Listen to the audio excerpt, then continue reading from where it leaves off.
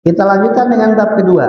Bab 2, ya, nanti setelah selesai bab 2, saya beri kesempatan kalau ada pertanyaan, insya Allah. Supaya pertanyaan itu adalah muncul setelah kemudian sampai kepadanya maklumat yang cukup. Karena bisa jadi sesuatu yang ditanyakan itu yang bertanyakan adalah sesuatu yang memang nanti akan dijelaskan. Bab 2, kaidah dalam memahami sifat-sifat Allah Ta'ala. Maka kalau ada pertanyaan dicatat dahulu supaya nggak lupa. Mau tanya apa dicatat dahulu, nanti baru ditanyakan di waktunya. Mudah-mudahan ada waktu untuk itu. Kaidah pertama, sifat-sifat Allah Ta'ala seluruhnya sifat sempurna yang tidak memiliki kekurangan sedikitpun dalam segala aspeknya. Sifat-sifat Allah Ta'ala semuanya sifat sempurna ditinjau dari segala aspeknya. Jelas ya. Jadi sifat-sifat Allah Ta'ala itu seluruhnya sifat sempurna yang tidak memiliki kekurangan sedikitpun dalam segala aspeknya. Jadi misalnya Allah memiliki sifat ilmu, maka ilmu Allah itu sempurna. Berarti mencakup sesuatu yang sudah terjadi, yang akan terjadi, dan yang tidak terjadi. Bahkan bagaimana seandainya yang tidak terjadi, Allah Maha tahu. Dan kepemilikan ilmu bagi Allah Ta'ala itu tidak mengena padanya hal-hal yang akan mengurangi kesempurnaan, seperti lupa. Maka Allah menafikan dari dirinya sifat lupa. Maka Allah bukan nasia, dan sekali-kali Tuhanmu tidak lupa. Dan terkait dengan nisyan, ya terkait dengan nisyan, saya perlu singgung di sini, ya bahwa nisyan dalam bahasa Arab itu ada dua makna. Nisyan bermakna duhul, itu hilang ingatan, jadi ingatannya hilang, atau nisyan bermakna atarak, meninggalkan. Maka kita harus memaknai ketika nisyan itu didofakan kepada Allah Ta'ala, maka struktur kalimat itu akan menjaga makna-makna yang dimaksud. Wa makana bukan nasia itu maknanya kalau tidak pernah lupa, yaitu apa yang diilmui Allah kalau hilang itu tidak akan pernah terjadi karena ilmu Allah sempurna dalam seluruh aspeknya. Adapun kemudian nasulofanasyahum mereka meninggalkan Allah Ta'ala, maka Allah tinggalkan mereka. Maka nisyan di situ meninggalkan, bukan lupa, bukan Allah lupa dari mereka, sehingga kemudian dianggap bahwa Ahlussunnah mentahrif, menyelewengkan, salafin menyelewengkan makna nisyan, karena memang maknanya di sini bukan lupa. Karena sebagaimana dalam bahasa Indonesia satu kata itu kadang bisa bermakna ganda, bahkan triple. Nah, makna mana yang dimaksud ya tinggal dilihat aja struktur kalimatnya. Itu diantara salah satu metode untuk kemudian mengetahui ini makna mana yang dimaksud. Jadi orang Indonesia jelas kemudian dia mampu membedakan antara seseorang megang ular dan dia kena bisa ular, ya. Kemudian seseorang mengejar ular dan dia bisa membunuhnya, ya. Sama ada kata-kata bisa, tetapi bisa yang pertama dengan bisa yang kedua berbeda maknanya. Mana yang menjaga makna, yang menunjukkan kepada kita maknanya? Ya struktur kalimatnya. Nggak mungkin pada yang pertama di mana apa? Bisa dalam arti mampu. Sebagaimana yang kedua juga nggak mungkin kemudian dimana bisa dalam makna racun. Bisa dengan makna racun, dengan bisa dengan makna mampu, maka akan ternampak pada struktur kalimat yang ada. Maka barang siapa yang memaknai, ya, nasullah fanasiyahum, mereka meninggalkan Allah Ta'ala dan Allah meninggalkan mereka, kemudian dikatakan loh ingatannya atau ilmu Allah tentang mereka hilang, itu pasti batil. Dan ketika dimaknai meninggalkan itu bukan takwil, memang itu makna nisyan dalam bahasa Arab. Kadang dimakna duhur, ingatannya hilang, ilmunya hilang, atau dalam makna meninggalkan. Dan itu satu kasus saja. Dan di sana ada banyak atau beberapa kasus yang makna dari asma atau sifat Allah Ta'ala, makna dari sifat-sifat Allah Ta'ala, ya maksudnya berbeda dalam satu kalimat ayat dengan pada ayat yang lainnya. Ya, seperti sifat al-hayat itu, Allah Maha hidup. Maka itu hidup Allah sempurna dengan seluruh aspeknya. Maka kesempurnaan hidup Allah Ta'ala tidak mengena padanya seluruh hal yang bisa mengurangi kesempurnaan hidup. Maka Allah menafikan darinya ngantuk, tidur, mati. Karena ngantuk, tidur, dan mati itulah sebuah kondisi di mana menunjukkan hidup itu nggak sempurna. Maka untuk menegaskan, menguatkan menginformasikan secara tegas bahwa hidup Allah sempurna dengan tanpa kekurangan sedikit pun, Allah nafikan Allah itu mati, ngantuk dan tidur. Wa tawakkal 'alal hayyil ladzi la yamut. Wallahu wal hayyul qayyum la ta'khudhu sinatun wa la naum. Wallahu la ilaha illahu al hayyul qayyum. Ya. Kemudian kaidah yang kedua. Kaidah kedua, pembahasan tentang sifat Allah Ta'ala lebih luas dari pembahasan tentang namanya. Mengapa? Hal ini karena setiap nama Allah Ta'ala mengandung sifat, sebagaimana diterangkan dalam kaidah ketiga dari kaidah-kaidah nama-nama Allah Ta'ala. Juga dikarenakan sebagian dari sifat-sifat Allah Ta'ala ada yang berhubungan dengan perbuatan Allah Ta'ala yang tidak ada batasnya. Ya, ini kaidah kedua tentang sifat. Artinya bahwa pembahasan tentang sifat Allah Ta'ala itu lebih luas dari pembahasan tentang namanya. Jadi sifat Allah pasti lebih banyak dari namanya. Di samping setiap nama pasti mengandung sifat, dan terkadang satu nama itu kandungan sifatnya banyak. Jadi tidak hanya satu dua sifat. Di satu nama itu kadang sifatnya banyak. Karena nama Al-Majid misalnya tidak akan pernah bernama Al-Majid kecuali melekat padanya sifat yang sedemikian banyak. As-Sayyid misalnya, Allah bernama As-Sayyid pasti melekat padanya sifat-sifat ketuanan yang sempurna. Berarti sekian banyak sifat melekat pada Allah Ta'ala dari nama Al-Sayyid. Kadang asma Allah Ta'ala kaitannya dengan satu sifat. Al-Alim kaitannya dengan ilmu. As-Sami kaitannya dengan pendengaran, suara. Al-Basir kaitannya dengan benda yang dilihat. Tetapi banyak dari Asmaul Husna itu yang sifat yang terkandung dalamnya itu tidak hanya satu, dua, tapi bisa banyak sifat. Itu dari Asmaul Husna, belum lagi dari yang dia sifat bukan asma. Jadi dia sifat Allah Ta'ala dan tidak ada nama tentangnya. Baik sifat yang terkait dengan maknawi atau sifat yang terkait dengan zat, atau yang dalam bahasa kita yang sifatnya yang abstrak atau yang konkret. Seperti tadi telah disampaikan, Allah bersifat kudrah tapi nggak ada nama Al-Qadir. Allah bersifat iradah tapi nggak ada nama Al-Murid. Allah berbuat tapi nggak ada nama Al-Fa'il atau Al-Fa'il. Apalagi sifat misalnya Allah bermata tapi nggak ada nama Allah yang terkait dengan mata. Asmaul Husna yang kaitan dengan mata. Al-Basir itu dengan penglihatan, bukan dengan mata. Atau tangan Allah Ta'ala, tidak ada nama Allah Ta'ala yang kemudian kaitannya dengan tangan dan lain sebagainya. Istiwa, tidak ada asma Allah Al-Mustawi.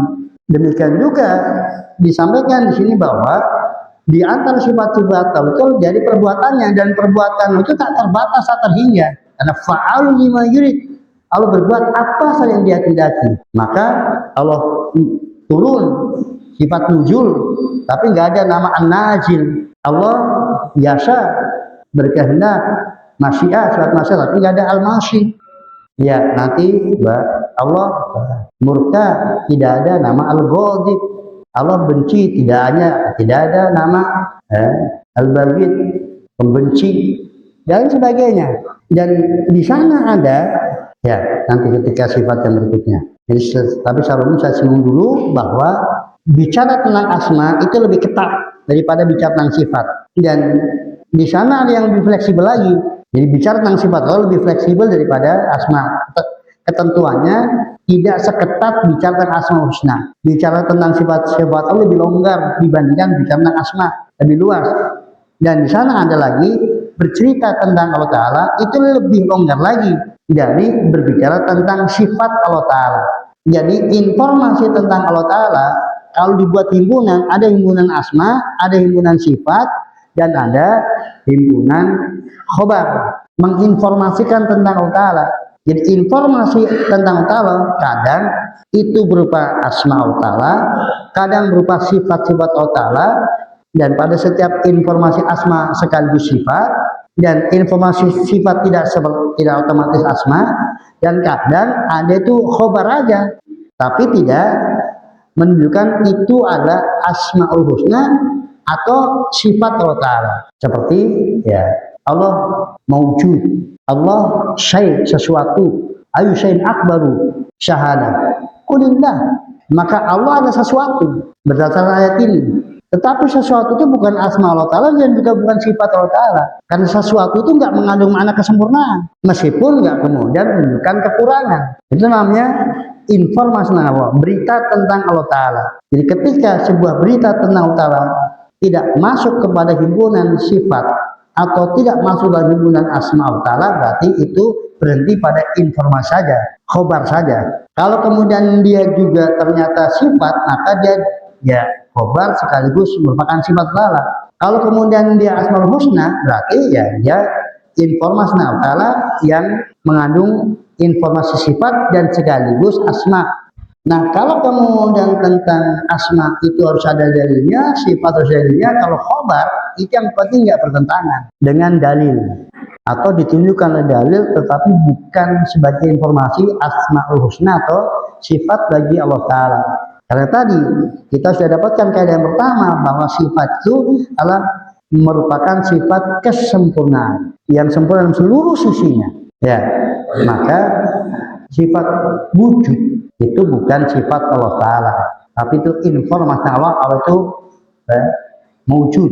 Demikian juga sesuatu. Allah itu sesuatu, tetapi sesuatu bukan nama Allah Ta'ala atau sifat Allah Ta'ala. Satu lagi sebelum adzan. Kaidah yang ketiga, sifat-sifat Allah Ta'ala terbagi menjadi sifat subutiyah dan sifat salbiyah. Sifat-sifat Allah Ta'ala terbagi menjadi sifat subutiyah dan sifat salbiyah. Sifat subutiyah adalah sifat-sifat yang ditetapkan oleh Allah Ta'ala menjadi sifat-sifat dirinya di dalam Al-Quran dan hadis Rasulullah SAW. Sifat-sifat ini semuanya sifat yang sempurna, tidak memiliki sedikit pun kekurangan. B. Sifat salbiyah. Sifat salbiyah adalah sifat-sifat yang Allah Ta'ala nafikan atau tiadakan dari dirinya, baik di dalam Al-Quran maupun dalam hadis Rasulnya. Sifat salbiyah semuanya adalah sifat kekurangan dan tercela yang tidak layak dinisbatkan kepada Allah Ta'ala. Ya, kalau kita ingin mendapatkan contoh tentang dua sifat ini, maka di dalam surah Al-Ikhlas dan dalam ayat kursi sangat jelas. Di situ Allah sebutkan secara bersamaan antara sifat subutiyah, itu sifat yang ditetapkan untuk Allah Ta'ala, artinya itu dimiliki oleh Allah Ta'ala berupa sifat-sifat kesempurnaan, dan yang kedua sifat salbiyah, artinya yang dinafikan, yang ditiadakan dari Allah Ta'ala berupa sifat-sifat kekurangan. Pada Al-Ikhlas, qul huwallahu ahad, Allahu samad. Maka di situ ada sifat subutiyah, yaitu ahadiyah atau wahdaniyah dan as-samadiyah. Dari al-ahad, asmaul al-ahad, ada sifat ahadiyah atau wahdaniyah, dan dari asmaul as-samad ada sifat samadiyah. Kemudian lam yalid wa lam yulad, maka Allah menafikan dari dirinya walid dan walad, dan walid. Maka Allah tidak memiliki walad, anak, dan Allah tidak memiliki walid yang memberanakan. Itu sifat salbiyah. Dan disebutkannya sifat salbiyah setelah sifat subutiyah itu untuk menguatkan, untuk menekankan kesempurnaan Allah Ta'ala pada sifat yang ditetapkan. Maka karena Allah Maha sempurna dalam ahadiyahnya dan somadiyahnya, jadi Allah Maha sempurna dalam keesaannya, ketunggalannya, dan juga dalam sebagai tempat bergantung segala sesuatu, atau tentang kerapatan Allah dalam kesempurnaannya, kepadatan Allah dalam kesempurnaan dalam kepadatannya, maka tidak berputra dan tidak diputrakan. Dan kita akan lihat dengan nyata sangat kentara pada ayat kursi. Maka itu pasangan terus itu ayat kursi antara sifat subutiyah dengan sifat salbiyah. Allahu itu tentang penetapan sifat uluhiyah Allah Ta'ala, langsung diikuti dengan Allahu la ilaha illahu, menafikan adanya uluhiyah dari selain Allah Ta'ala, menunjukkan kesempurnaan Allah Ta'ala dalam uluhiyahnya. Maka hanya Allah tunggal yang memiliki sifat uluhiyah dan dinafikan dari yang lainnya. Al-Hayyu Al-Qayyum la ta'khudhu sinatu wa la naum. Allah Maha hidup yang Maha berdiri sendiri. Karena sempurnanya hidupnya Allah Ta'ala dan Maha berdirinya sendiri Allah Ta'ala, maka tidak mengenal pada Allah Ta'ala ngantuk dan tidur. Karena ngantuk dan tidur itu mengurangi kesempurnaan kehidupan dan kemandiriannya. Kemudian lahu ma fis samawati wa ma fil ardh, milik Allah, hanya milik Allah semua yang ada di langit dan bumi. Maka saking sempurnanya kepemilikan Allah yang mutlak, maka manggala dia selalu indahullah biti. Tidak ada seorang pun dia berani mengajukan syafaat sebelum dapat izin dari Allah Ta'ala. Karena adanya yang mengajukan syafaat tanpa izin dari Allah itu mengurangi kesempurnaan kepemilikan. Lahu mafis sama Allah. Manggala dia selalu indahullah biti. Ya'lam ma baina aydihim ma khalfahum wala yuhituna bi syai'in min ilmi illa bimasa. Dia mengetahui, Allah mengetahui apa yang ada di hadapan mereka dan di belakang mereka. Saking sempurnanya ilmu Allah Ta'ala, maka tidak ada satupun makhluk punya ilmu kecuali itulah ilmu dari Allah Ta'ala yang dikendaki oleh Allah Ta'ala. Nggak ada ilmu dimiliki oleh makhluk di luar ilmu Allah Ta'ala. Itu dalam cakupan ilmu Allah Ta'ala. Ketika Allah mengendaki untuk makhluk itu tahu, baru diberi oleh Allah Ta'ala dari ilmu Allah Ta'ala, dibagi sebagian dari yang Allah ilmui kepada hambanya. Walaihutul bisyai min ilmi illa bimasa. Hanya sekedar pemberian dari Allah Ta'ala. Karena ilmu itu mutlak. Gak ada yang luput dari keilmuan Allah Ta'ala. Sehingga dinafikan kepemilikan ilmu dari hamba, sementara tidak dapat izin dari Allah Ta'ala. Bukan dikendaki oleh Allah Ta'ala. Wasi'a kursius samawati wal ardh. Allah maha luas kursinya, meliputi langit dan bumi. Menunjukkan betapa luasnya kekuasaan Allah Ta'ala. Betapa luasnya yang diurus oleh Allah Ta'ala. Dan Allah maha kuasa untuk mengurus itu semuanya tanpa ada keberatan sama sekali, nggak ada kerepotan sama sekali. Maka wala yaudu hifdzuhuma, menunjukkan betapa sempurnanya kekuasaan Ta'ala di dalam mengurus seluruhnya, termasuk langit dan bumi. Kursinya aja luasnya meliputi langit dan bumi. Namun ingat, Allah maha sempurna dalam mengelola, mengurus semuanya dengan kekuasaannya, kemampuannya. Maka nggak memberatkan Allah sedikit pun. Dan itu semua karena Allah lah Al-Aliyul wa huwal Aliyul Adim. Allah maha tinggi lagi maha besar. Maka Allah memiliki semua sifat yang tadi dan bersih dari sifat-sifat yang dinafikan. Karena dia adalah Al-Aliyul Azim. Maka pantas sifat-sifat ini, nama dan sifat ini semuanya dimiliki oleh Allah Ta'ala. Karena dia Al-Aliyul Azim. Maha tinggi lagi maha besar. Dengan seluruh makna ketinggian, seluruh makna kebesaran. Ya, jadi di dalam ayat kursi ini Allah menggabungkan antara sifat-sifat subutiyah dan sifat-sifat salbiyah. Ya, ikhwati rahimani wa rahimakumullah, kita lanjutkan pada kaidah yang keempat. Kaidah keempat, sifat-sifat subutiyah adalah sifat sempurna dan terpuji. Semakin banyak sifat subutiyah Allah Ta'ala dengan beragam penunjukannya akan lebih menampakkan kesempurnaan Allah Ta'ala. Oleh karena itu, sifat-sifat subutiyah yang diberitakan Allah Ta'ala banyak atau lebih banyak dari sifat-sifat salbiyah sebagaimana bisa kita lihat. Ya, ikhwati fillah rahimani wa rahimakumullah. Tadi telah dijelaskan bahwa sifat subutiyah sifat yang melekat pada diri Allah Ta'ala berupa sifat kesempurnaan. Nah, karena sifat subutiyah sifat kesempurnaan, maka Allah sebutkan dengan jumlah yang amat sangat banyak. Kalau Asmaul Husnanya saja lebih dari 100, dan pada setiap Asmaul Husna kadang lebih dari satu sifat, bahkan banyak Asmaul Husna yang kandungan sifatnya lebih dari satu, dan di sana ada yang khusus dalam bentuk sifat secara langsung, dan di sana ada yang bentuk dalam bentuk perbuatan, di mana setiap perbuatan Allah Ta'ala juga mengandung sifat. Maka amat sangat banyak rincian tentang sifat-sifat Allah Ta'ala yang kita mendapatkan informasi baik dari Allah Ta'ala maupun dari Rasulnya sallallahu alaihi wasallam. Mengapa demikian? Ya karena semakin dirinci apa yang dimiliki oleh Allah berupa sifat kesempurnaan, maka akan semakin menunjukkan kemaha kesempurnaan Ta'ala, dan itu akan semakin melahirkan kecintaan yang amat sangat tinggi kepada Allah Ta'ala. Karena secara kejiwaan, maka jiwa manusia itu mencintai sesuatu yang indah, yang sempurna. Jadi ketika kemudian banyak ya, ini contoh dalam kehidupan sehari-hari, khusus ya yang punya anak lebih dari satu, kan? Ya, anak lebih dari satu, maka tentunya anak punya sifat yang berbeda-beda satu dengan yang lainnya. Yang paling dicintai oleh orang tua adalah apa? Yang sifat-sifat baiknya lebih banyak. Semakin banyak sifat-sifat baiknya, kejiwaan, secara kejiwaan itu dia lebih baik. Ya, contoh lain yang punya istri, khusus yang lebih dari satu ya. Ya. Seorang suami yang punya istri lebih dari satu, maka kecondongan hatinya akan lebih dominan kepada apa? Kepada istri yang dia memiliki apa? Karakter baik yang lebih banyak daripada yang sedikit atau yang punya karakter kekurangan-kekurangan. Ya, itu logika akan menyatakan demikian. Jadi ketika sifat subutnya adalah sifat kesempurnaan, maka Allah merincinya, menginformasikannya. Karena semakin diinformasikan, semakin membuat hamba cinta kepada Allah Ta'ala. Karena isinya berupa keindahan dan kebagusan, kesempurnaan. Berbeda dengan sifat salbiyah, itu adalah tentang ketiada kepemilikan, tentang ketiadaan hal itu pada diri Allah Ta'ala. Dan harus diingat, Allah tidak pernah menginformasikan tentang ketidakmilikan kemudian tanpa makna kepemilikan di dalamnya. Sebagaimana tadi saya sudah contohkan.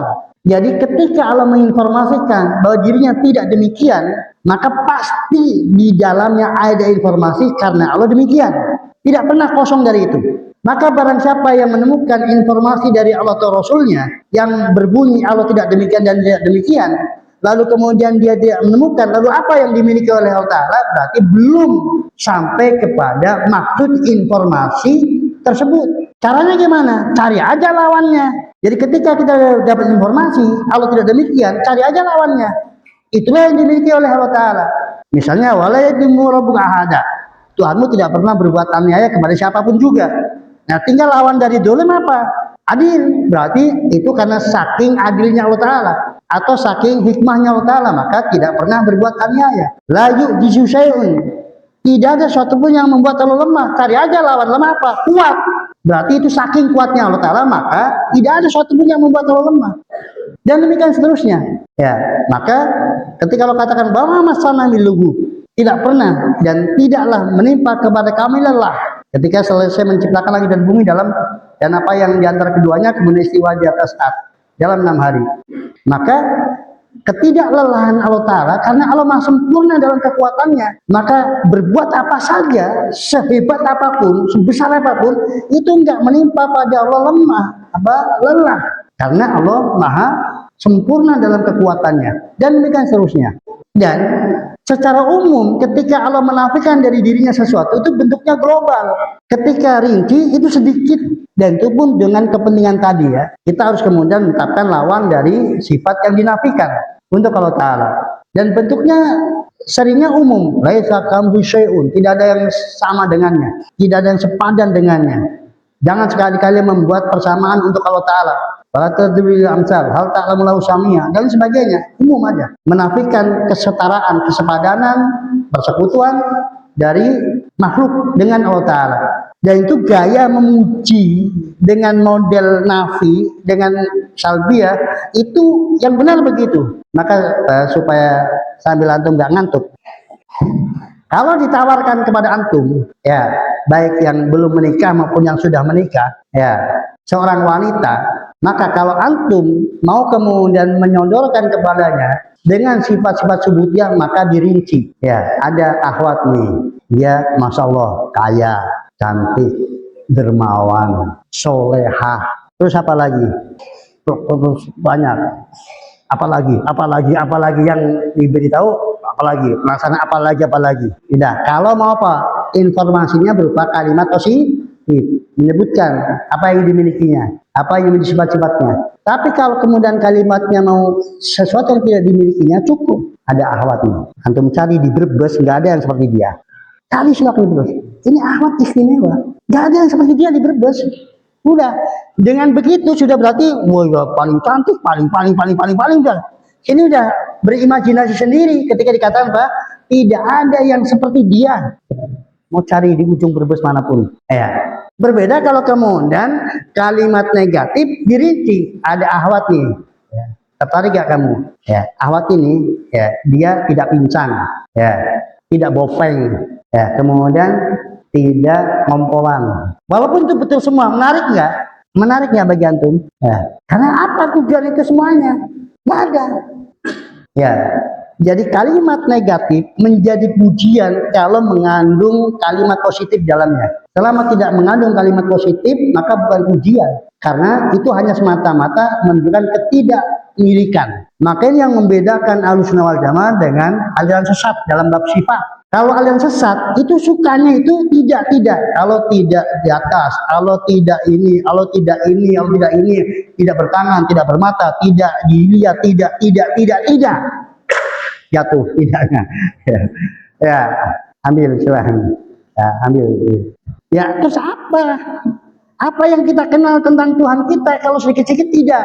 Kalau begini tidak, kalau begini tidak, kalau begini tidak, kalau begini tidak. Nggak dapat informasi tentang Tuhan kita. Nggak ada istimewanya kalau cuma tidak. Apa bedanya Tuhan kita dengan sesuatu yang nggak ada? Apa bedanya? Sesuatu yang nggak ada, antum sebutkan apapun mesti tidak punya dia. Karena nggak ada. Apa bedanya? Itu penghinaan. Laukanu yasyurun. Seandainya mereka sadar menyelisih thariqatul Quran dan hadis.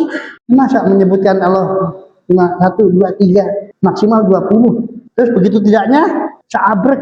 Tanya Allah begini enggak? Tidak. Allah begini tidak. Allah begini tidak. Allah begini tidak. Allah hanya begini. Sedikit bertolak belakang dengan metode Al-Quran dan hadis.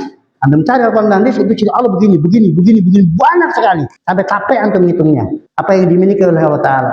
Tapi antum cari yang Allah tidak demikian, itu amat sangat sedikit. Mungkin jari antum 20 habis. Belum selesai yang 20 jari sudah apa? Sudah habis. Yang isinya tentang Allah tidak demikian. Dalam bentuk yang rinci. Ya. Walaupun berulang kali disebutkan, itu bentuknya yang umum. Yaitu menafikan kesetaraan, kesepadanan, kesamaan. Yang itu maknanya adalah berdekatan makna. Tapi rincian dari apa yang tidak dimiliki oleh Allah itu sedikit. Dan dalam posisi sedikit itu pun, itu tidak mengandung di dalamnya penetapan sifat kesempurnaan bagi Allah Ta'ala. Ya, itu sifat subutiyah dan sifat salbiyah. Dan itu sangat berharga untuk tadabbur kita kepada ayat-ayat Al-Quran dan hadis-hadis Nabi ketika kita dapat informasi tentang Allah SWT. Kemudian kaidah keempat, sudah. Kaidah kelima, sifat-sifat subutiyah terbagi menjadi sifat dzatiyah dan sifat fi'liyah. Sifat dzatiyah adalah sifat yang senantiasa dan selamanya ada pada Allah Ta'ala. B. Sifat fi'liyah adalah sifat-sifat Allah yang berhubungan dengan perbuatannya. Jika berkehendak, maka dia akan melakukan, dan jika tidak berkehendak, maka dia tidak melakukan. Ya, itu kaidah kelima. Sifat Allah dan sifat dzatiyah dan ada sifat fi'liyah. Jadi sifat dzatiyah itu dari awal yang tidak bermula hingga akhir, hingga abadi yang tidak ada akhirnya, sifat itu senantiasa menyertai Allah Ta'ala. Itu sifat dzatiyah. Contohnya ilmu, qudrah, hayat, ya, dan sebagainya. Maka itu terus menerus kalam. Jadi sifat itu ada pada diri Allah Ta'ala dari awal yang tidak bermula hingga abadi yang tidak ada akhirnya. Terus melekat pada diri Allah Ta'ala. Tidak pernah Allah tidak dalam keadaan demikian sama sekali. Itu sifat dzatiyah. Berbeda dengan sifat fi'liyah, maka kaitannya dengan perbuatan Ta'ala. Jika Allah berkehendak untuk berbuat, maka Allah murka. Ya, tergantung kalau Allah sedang berkehendak murka. Allah baru melakukan murka kalau berkehendak. Allah turun. Ya, ketika Allah berkehendak untuk turun. Allah istiwa. Ya, ketika Allah berkehendak untuk istiwa. Ketika Allah tidak berkehendak istiwa, Allah nggak istiwa. Di atas arsy maksudnya. Dan demikian seterusnya. Dan di sana ada dia sifat, di samping dia dzatiyah sekaligus fi'liyah. Dzatiyah ditinjau dari suatu sisi, fi'liyah ditinjau dari yang lainnya. Contohnya sifatul kalam. Sifat kalam sejak awal yang tidak bermula hingga abadi yang tidak ada akhirnya melekat pada Allah sifat kalam. Bahwa Allah adalah zat yang berbicara. Allah bukan zat yang bisu. Allah zat yang berbicara dari awal. Allah tidak pernah diawali dengan bisu. Dan tidak akan mengena penyakit bisu.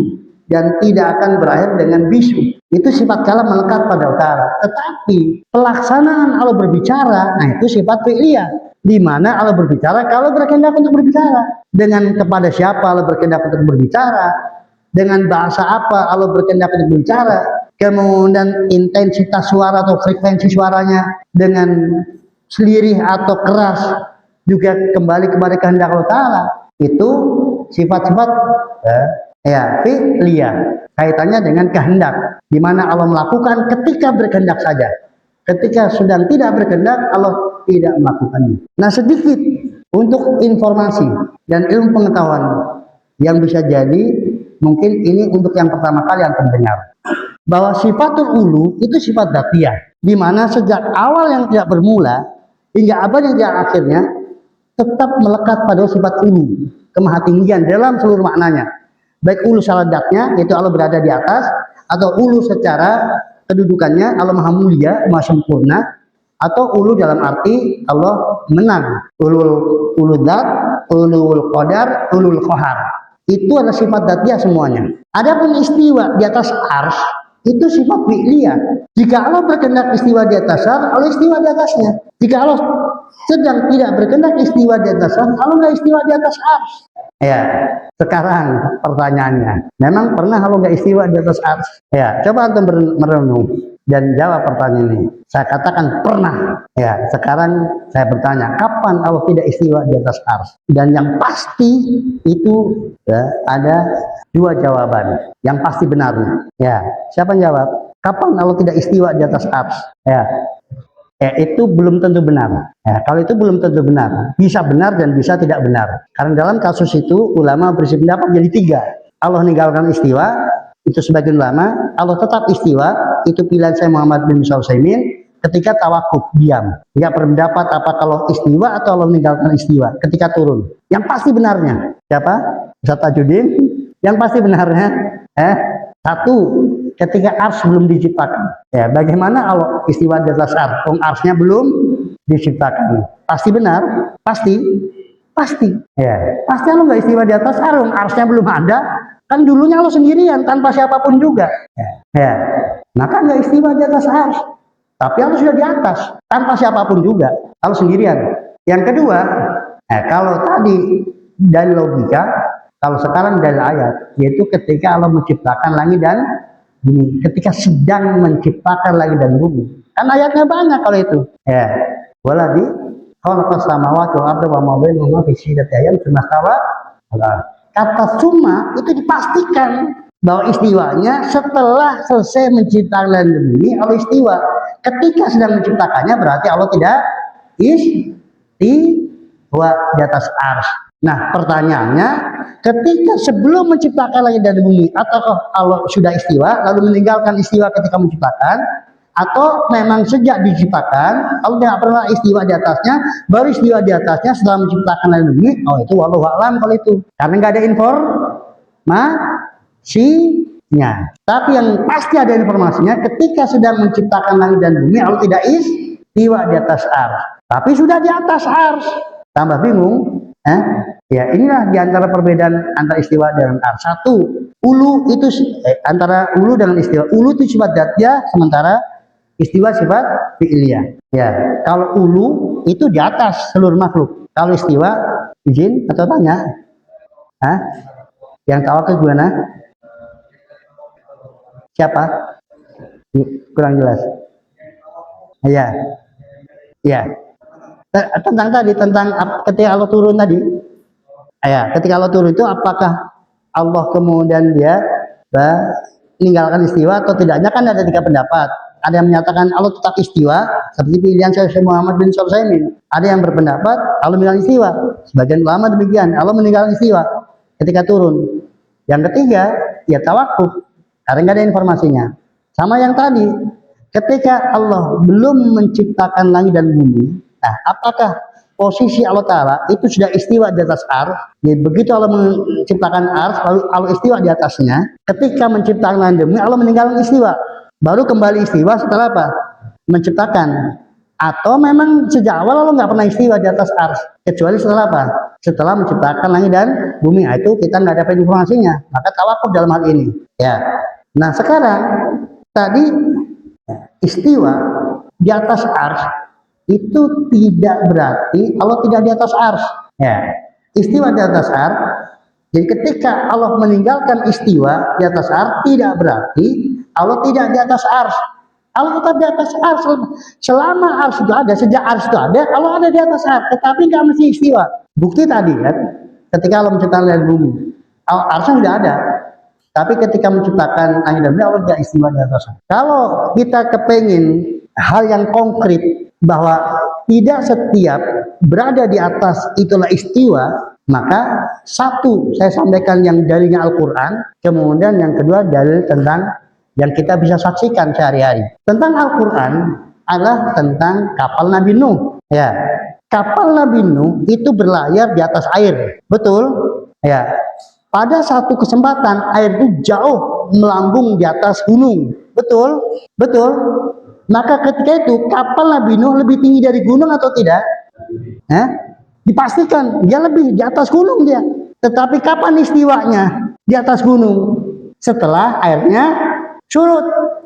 Ketika airnya surut, maka kata Allah wastawat alal judi, maka kapal itu, safina itu istiwa di atas gunung. Apakah baru di atas gunung ketika itu? Tidak, dari tadi sudah di atas gunung, airnya lebih tinggi dari gunung. Tapi belum istiwa. Ya, jelas? Ya. Yang kedua, tadi tentang istiwanya matahari. Kapan tadi? Berarti kapan? Kalau dia tepat di atas kepala kita, kapan itu? Ya, tergantung kan. Ya, yang kadang jam 12 lebih sedikit atau 12 kurang. Ya, sekarang sejak matahari terbit itu sudah di atas kita atau belum? Sudah. Apakah pernah matahari di bawah kita?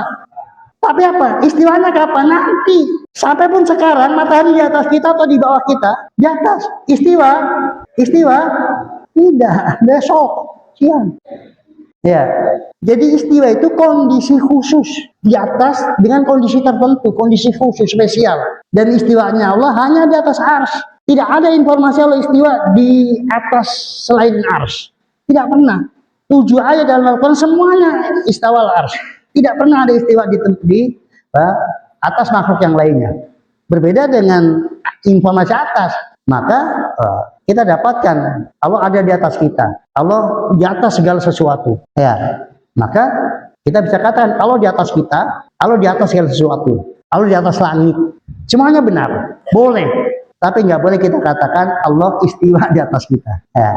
Bahkan Allah istiwa di atas langit pun tidak pernah diinformasikan.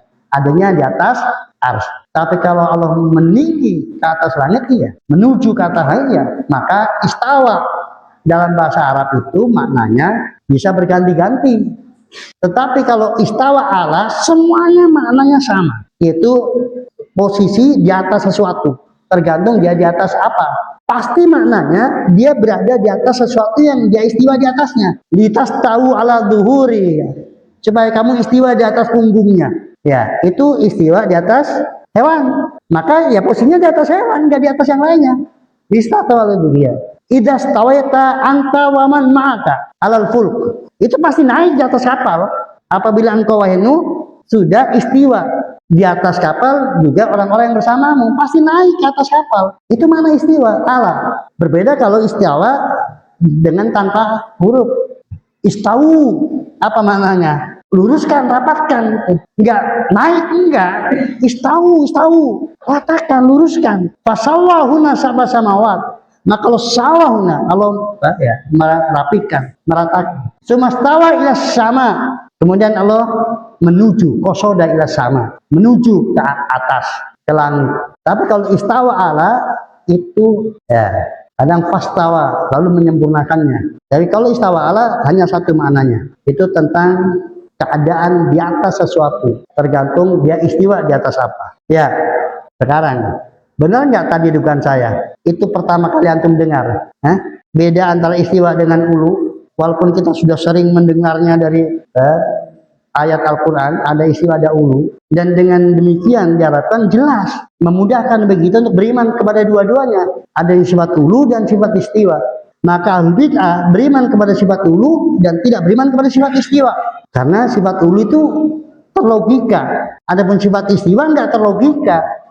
Kalau nggak ada dalil Allah istiwa di atas ars, kita nggak akan pernah tahu Allah istiwa di atas ars. Tapi taruhlah nggak pernah ada ayat Al-Quran dan hadis Nabi menginformasikan Allah di atas, maka akal kita memastikan Allah ada di atas. Maka dalil tentang penetapan Allah di atas itu dalilnya lengkap. Alkitab, As-Sunnah, Ijma, akal, fitrah. Berbeda dengan ulu, berbeda dengan istiwa, al-ars. Itu dalilnya ya hanya Al-Quran dan As-Sunnah. Lalu kemudian ulama sepakat tentang hal itu. Tanpa wahyu kita nggak akan pernah tahu kalau ternyata Allah Rabb kita itu istiwa di atas Tapi seandainya nggak ada wahyu sama sekali, kita yakin sepenuhnya kalau Allah Ta'ala itu ada di atas. Maka tentang Allah berada di atas, orang nggak perlu belajar, nggak perlu ada yang menginformasikan. Ya, maka seandainya ada bayi ceprot lalu ditaruh di hutan dan nggak ada yang pernah memberikan informasi Allah ada di mana, lalu ketika dia butuh kepada Allah pasti tangannya ngangkat ke atas. Karena itu fitrah yang nggak bisa orang mencari. Maka ketika seorang ditanya, ya, kenapa sudah umur 40 tahun belum menikah? Ya jodoh kan urusan yang di atas. Siapa yang dimaksud oleh dia di atas itu? Yang di atas nggak pernah tidur. Tapi kalau tanya di mana Allah Ta'ala, dia akan jawab di mana-mana. Karena informasi Allah ada di mana-mana, jawaban Allah ada di mana-mana itu hasil belajar. Tapi kalau Allah di atas itu bukan hasil belajar, otomatis itu. Asal jangan diajari yang salah. Maka lihat aja, ketika spontanitas, jangan tanya Allah ada di mana. Dia menginformasikan rohnya ada di atas. Kecuali kalau tanya di mana Allah Ta'ala, maka tergantung siapa yang ngajari. Kalau diajari Allah ada di mana-mana, dia jawab di mana-mana. Tapi giliran kemudian dia butuh, oh begini, itu ke siapa kamu? Ke Allah, katanya Allahnya ada di mana-mana. Kenapa nggak muter aja? Ya, karena ini amat yang sangat penting, maka saya tekankan di sini. Karena betapa mengerikannya seorang Muslim tapi mencari keberadaan Tuhan yang ada di atas. Maka secara keyakinan itu keyakinan kekafiran, itu bid'ah mukafirah. Orang menghindari, tidak mau mengatakan Tuhan yang ada di atas seluruh makhluknya, itu akidah kekafiran. Karena dia mengingkari seluruh dalil yang ada, Al-Quran, hadis, ijma, kemudian akal, fitrah. Ya, selanjutnya kaidah yang ke-6. Kaidah ke-6, dalam menetapkan sifat Allah harus dihindari tamsil dan takyif.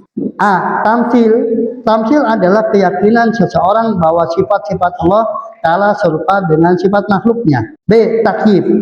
Takyif adalah keyakinan seseorang bahwa sifat Allah Ta'ala demikian dan demikian, atau begini dan begitu, bisa divisualisasikan meskipun dia tidak menyebutkan padanannya. Jadi ketika kita mengatakan Allah memiliki sifat ilmu, maka otomatis kita katakan ilmu Allah beda dengan makhluknya. Dan kita nggak bisa gambarkan, tidak bisa ceritakan secara batasan. Kita nggak mungkin membatasi tentang ilmu Allah demikian dan demikian dengan batasan yang itu membatasi tentang kemahasempurnaan Allah Ta'ala. Karena tidak terbatas. Nah demikian juga sifat-sifat dzatiyah yang tidak akliyah. Seperti misalnya Allah bertangan. Maka kita katakan Allah bertangan karena dalilnya Al-Quran, As-Sunnah, dan Ijma' Salafus Saleh. Kemudian kita katakan tangan Allah sesuai dengan kebesaran dan keagungan Allah Ta'ala, tidak sama dengan tangan makhluknya. Dan juga tidak mungkin kita menggambarkan, memvisualisasikan, menceritakan batasan-batasan tangan Allah Ta'ala. Allah bermata, kita katakan Allah bermata karena dalilnya Al-Quran dan juga As-Sunnah dan Ijma' Salaful Ummah. Kita yakin sepenuhnya bahwa mata Allah hakiki, betul-betul mata yang Allah melihat dengan mata tersebut, dan mata Allah sesuai dengan kebesaran dan keagungan Allah Ta'ala tidak sama dengan mata makhluknya, dipastikan itu. Dan juga tidak mungkin bagi kita untuk kemudian memvisualisasikan, menceritakan bagaimananya, mentakif, menyebutkan bagaimananya bentuk konkret dari mata Allah Subhanahu, dan demikian seterusnya kepada sifat-sifat Allah Subhanahu wa Ta'ala. Sedikit ikhwafin rahimani wa rahmatullah. Ya, saya ingin sampaikan, ini amat sangat besar manfaatnya dan bisa jadi ini pertama kali antum mendengarnya. Maka mohon diingat baik-baik karena ini sangat meyakinkan kita, mengokohkan kita untuk kita bermadzhab Ahlussunnah wal Jamaah dalam bab sifat. Firman Allah Ta'ala, laisa kamitslihi syai'un huwas samiul basir. Ini dalam Asy-Syura ayat 11. Ini sifat ayat yang pendek, potongan ayat itu pendek, tapi ini kaidah yang sangat berharga. Seseorang berpegang teguh dengan kaidah ini dalam pemahaman yang benar, maka dia akan selamat dari penyimpangan dalam bab sifat dengan izin Allah Ta'ala. Tadi saya sampaikan bahwa setiap Asmaul Husna yang disebutkan oleh Allah Ta'ala dalam struktur kalimat pasti apa? Ada Tanya, ada keselarasannya? Tidak waton dalam bahasa kita. Asal nempatkan, tidak. Itu ada keselarasannya. Maka termasuk di sini. Maka saya Shalih Hafidhahullah, beliau memberikan pelajaran kepada kita terkait dengan hikmah atau rahasia penempatan as-samul basir setelah laisa kamitslihi syai'un. Perhatikan baik-baik dan ingat baik-baik. Tidak ada sesuatu pun yang serupa dengan Allah Ta'ala. Dan itu kalau struktur kalimat, itu ada tambahan di situ berupa tambahan harful kaf. Aslinya itu laisa mislu syai'un cukup. Tapi tambahan ada kaf, laisa kamitslihi, itu menekankan. Dan penekanan yang paling kuat dalam bahasa Arab 3 kali. Jadi kedudukannya seperti laisa mislu syai'un. Laisa mislu syai'un, laisa mislu syai'un. Ini berarti sesuatu yang sangat ditekankan oleh Allah Ta'ala. Yang kita mestinya apa? Sangat tertarik, termotivasi untuk memahami baik-baik. Karena ini sangat ditekankan oleh Allah Ta'ala. Kaidah dalam ayat ini. Ya setelah terpatri pada diri kita, pada kalimat yang pertama, Allah tidak sama dengan apapun juga. Dah, simpan baik-baik itu. Allah tidak sama dengan apapun juga. Pegang erat-erat. Lalu kemudian kata berikutnya, kalimat berikutnya, wahwas samiul basir, dan dia mendengar lagi maha. Kok dua sifat ini, bukan sifat yang lainnya? Bukan misalnya wahwar rahmanur rahim atau wahwal jabal mutakabbir. Secara kalimat ya sah-sah saja kan. Tetapi kenapa dua asmaul husna ini? Maka beliau jelaskan bahwa seluruh makhluk Allah Ta'ala yang dia punya kehidupan dan hidupnya bernyawa, hidupnya beruh, itu punya dua itu. Punya as-sama wal basor, punya pendengaran dan penglihatan. Silakan antum sebut apalah, mau apa? Hewan yang besar-besar jelas gajah, jerapah, singa, semuanya punya pendengaran dan penglihatan. Yang kecil-kecil, jangkrik, tengu kalau orang Kebumen bilang. Kalau orang Brebes apa? Sama tengu, hewan kecil merah warnanya yang dia suka nyari tempat yang khusus.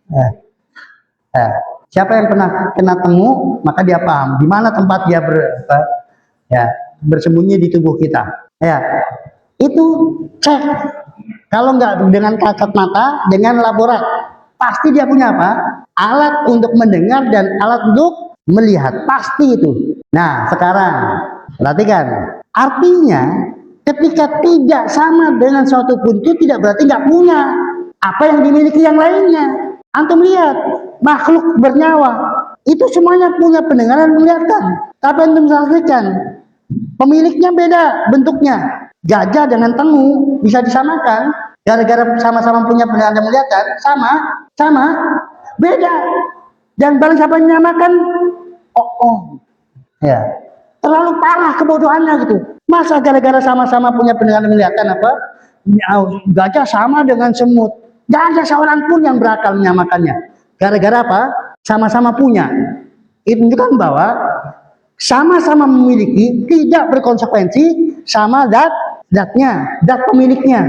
Kemudian yang kedua, bentuknya, bentuk pendengaran penglihatan. Masing-masing makhluk beda-beda bentuknya, modelnya beda, bentuk konkretnya beda. Saya ambil sampel yang sangat jauh perbedaannya. Ya, antara pendengaran manusia dengan pendengaran jangkrik. Ya, yang antum tahu jangkrik mendengar dengan apa? Dengan telinga. Dengan antena. Gini, bukan begini. Gini. Ya, jangkrik itu beda bentuknya. Saya contohkan lagi tentang apa misalnya? Kalau kelelawar itu melihat dengan apa? Suara dengan. Ya, intinya bukan dengan matanya, ya kan? Kita melihat dengan apa? Dengan mata. Ular melihat dengan mata? Enggak. Dia matanya enggak untuk melihat ular itu. Punya mata tapi bukan untuk melihat. Dia dengan sensor yang ada pada tubuhnya. Intinya saya ingin katakan, sama-sama punya penglihatan, beda bentuk apanya? Bentuk penglihatannya, model penglihatannya. Yang terakhir, jangkauannya, kualitasnya. Ya, antum mendengar, jangkauan pendengaran antum, ya. Berapa? Kalau frekuensinya suara seperti yang saya ngomong ini, ya. Kalau tidak disambung dengan speaker, Kira-kira antum mendengar omongan saya dari jarak berapa meter? 100 meter masih mendengar? Dan hewan apa yang paling jauh jangkauan pendengarannya? Apa? Coba cek paus berapa jangkauan pendengarannya, Tajudin. Ya, coba kita sambil. Ya. Oh, ada yang bawa HP? Ya. Jangkauan pendengaran paus coba. Ya. Nah, kita sama jangkrik aja kalah. Jangkrik. Pernah cari jangkrik? Harusnya orang berbes, ya, itu kalau di musim kemarau itu suka cari jangkrik, khususnya kecilnya Ustadz Suhuf. Ya. Nggak tahu kalau kecilnya anak-anak sekarang. Betul Ustadz Suhuf. Dulu suka cari jangkrik. Bagaimana kita mencari jangkrik? Itu mindi-mindi jalannya. Ya, belum sampai tempat di jangkrik bunyi, jangkrik udah diam. Berarti dia apa? Dia mendengar pergerakan kita, padahal telinga kita nggak mendengar detak kaki kita. Tapi jangkrik dengar. Nanti begitu sudah dia bunyi lagi, kita jalan lagi. Nah, pasti ada batas maksimal yang kalau dia bunyi kita bergerak sedikit, dia sudah berhenti bunyinya karena dia mendengar ada bahaya mengancamnya. Maka ya terpaksa walaupun belum tahu persis di mana lokasinya, ya berhenti sendiri, langsung aja dicari kira-kira di situ tadi bunyinya. Karena kalau kita maju sedikit lagi, ya jelas dia akan bunyi lagi. Udah dia udah dengar, udah tahu suara sudah mendekat ke arahnya. Ya berapa? Hah? 20.000? 20.000? Asyik.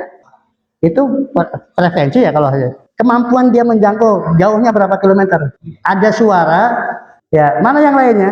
Yang pegang HP, berapa jarak jangkauan apa? Ribuan mil. Jadi paus di lautan sana, antum di sini, paus dengar suara antum. Itu baru paus. Ya, sama-sama berpendengaran tapi nggak bisa dibandingkan. Penglihatan juga sama. Antum sama kucing kalah. Kucing itu mau siang mau gelap lihat dia, antum gelap sudah kelabakan. Sama-sama punya penglihatan, kualitas untuk melihatnya beda. Nah, maka sebagaimana tentang pendengaran dan penglihatan sama-sama punya, tapi beda zat pemiliknya, beda bentuk sifatnya, dan beda kualitas sifatnya, kesempurnaan sifatnya. Maka demikian juga kalau mendengar sifat-sifat Allah yang lainnya gitu. Jangan berpikirnya langsung sama gitu. Ya, antum nggak pernah mau disamakan dengan monyet, babi. Walaupun sama-sama apa? Punya wajah. Babi punya wajah, antum punya wajah. Maka antum sama dengan babi, itu nggak mau kan? Lengkap bahkan, sama-sama punya telinga, sama-sama punya kaki, sama-sama punya tubuh, sama-sama punya ini, tapi nggak pernah antum mau disamakan. Saya perhatikan antum sama dengan babi, nggak akan pernah. Kenapa ketika mendengar sifat-sifat Allah Ta'ala langsung larinya itu namakan dengan makhluk? Maka ingat, laisa kamitslihi syai'un wa huwas samiul basir. Ya. Maka yang sama hanya apa? Hanya namanya dan dasar maknanya. Itu aja. Mata sama-sama mata. Sama-sama melihat dengan mata, tapi beda dari seluruh sisinya. Hanya nama dan makna dasarnya. Tapi bentuknya dan kesempurnaannya maka tidak bisa disamakan sama sekali. Laisa kamitslihi syai'un. Ya, kita lanjutkan. Sifatnya kaidah yang ketujuh. Ya, kita masih punya waktu 1 jam. Tenang aja. Ya. Paling cepat setengah jam. Insya Allah. Nah, kita upayakan selesai. Kaidah ke-7. Sifat-sifat Allah Ta'ala tauqifiyah, akal tidak boleh ikut berperan menentukan. Sifat-sifat Allah Ta'ala tidak boleh ditetapkan kecuali dengan berdasar Al-Quran dan hadis Nabi. Imam Ahmad bin Hanbal berkata, la yusafullahu illa bima wasafa bi nafsahu aw wasafahu bi rasuluhu la yatazawajul Quran wal hadis. Allah tidaklah disifati kecuali dengan apa yang Allah mensifatkan pada dirinya sendiri atau yang disifatkan oleh Rasulullah, oleh Rasulnya. Hendaknya tidak mensifati Allah selain dari Al-Quran dan hadis. Kita harus memberi sifat kepada Allah dengan sifat-sifat yang telah Allah Ta'ala sebutkan sendiri dalam Al-Quran dan disebutkan oleh Rasulullah Sallallahu Alaihi Wasallam dalam hadis-hadisnya. Dan tidak boleh melampaui keduanya. Ya, ikhwafin rahimani wa rahmatullah, itu dinilai memastikan kepemilikan sifat bagi Allah adalah sifat apapun dengan Al-Quran atau hadis, tauqifiyah. Meskipun tidak dipungkiri bahwa sebagian sifat Allah Ta'ala itulah akliyah, artinya akal menjangkaunya, bisa memperkirakannya dengan tinjauan akal. Maka ulama membagi sifat Allah Ta'ala menjadi dua, ada sifatul khobariyah dan sifat akliyah. Sifat khobariyah yang tidak bisa ditetapkan kecuali adanya khobar, informasi wahyu. Dan sifat akliyah adalah sifat yang bisa terjangkau secara akal. Dan ketika akal menetapkan sebuah sifat dan dibenarkan oleh Alkitab dan Sunnah, maka berarti tinjauan akal itu benar. Tetapi tidak boleh akal mandiri menetapkan sifat tanpa dibuktikan dengan dalil wahyu. Ketahuilah bahwasannya Asy'ariyah ketika mereka menetapkan 7 sifat bagi Allah Ta'ala, Abul Hasan Asy'ari itu sama sekali tidak berdalil dengan Al-Quran dan hadis. Dan ketujuh-tujuhnya betul bahwa Allah Ta'ala memiliki sifat tersebut, tapi nggak menggunakan dalil wahyu, maksudnya dalilnya akal, dan mentok di 7 sifat, kemudian digandakan menjadi 14, dan kemudian sifat-sifat yang dinafikan dari Allah Ta'ala yang kemudian diadopsi oleh yang berikutnya. Tetapi tentang 7 sifat itu murni hanya berdasarkan akal saja, yaitu al-qudrah, al-iradah, al-ilmu, kemudian al-hayatu, as-sama, al-basar, dan al-kalam. Kemudian digandakan kaunuhu qadiran, kaunuhu muridan, kaunuhu aliman, kaunuhu ayan, kaunuhu samian, kaunuhu basiran, kaunuhu mutakaliman. Ya, jadi 14. Kemudian sifat salbiyahnya, sifat nafsianya wujud, kemudian sifat salbiyahnya ada 5, yaitu wujud, hidang, bako, mukhalafatul awamis, yamu, binafsihi. Itu semuanya nggak pakai dalil Al-Quran, semuanya pakai logika. Dan pada 7 sifat yang disebutkan tadi betul, memang Allah memiliki 7 sifat tersebut.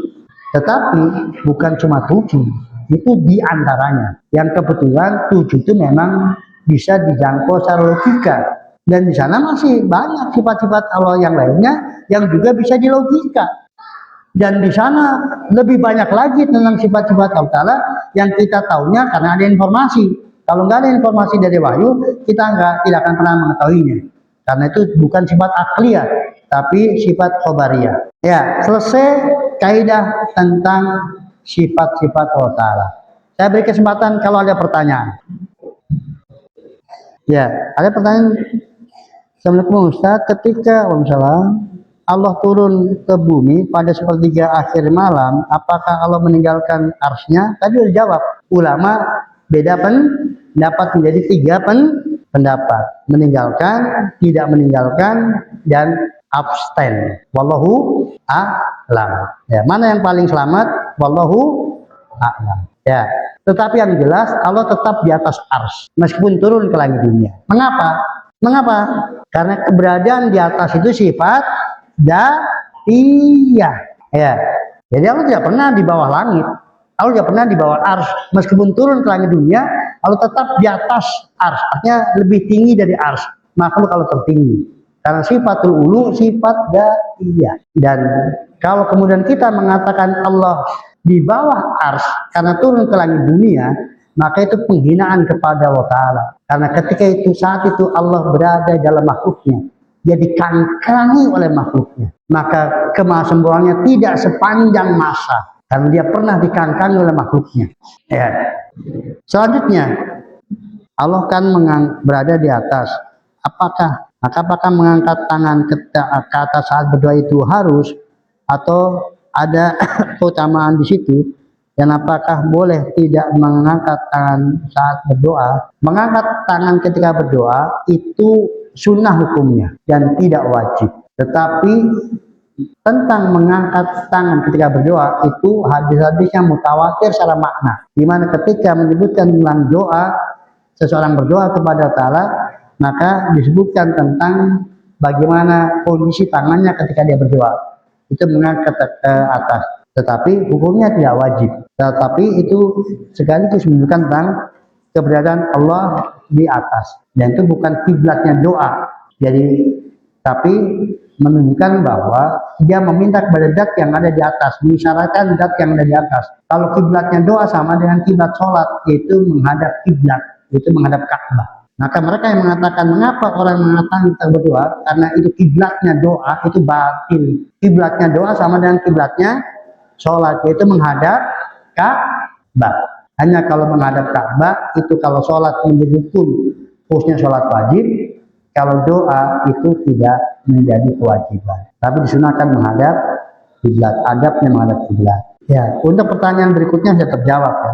Ketika kalau menciptakan langit dan bumi tidak istiwa, ketika turun apakah juga tidak istiwa? Tadi sudah dijawab. Kalau ketika menciptakan langit dan bumi karena ada dalilnya. Kalau tidak istiwa ketika itu, karena setelah menciptakan baru istiwa. Adapun ketika turun tidak ada informasinya, maka ya kita nggak tahu kalau istiwa atau tidaknya. Ya, ada yang lain? Silakan.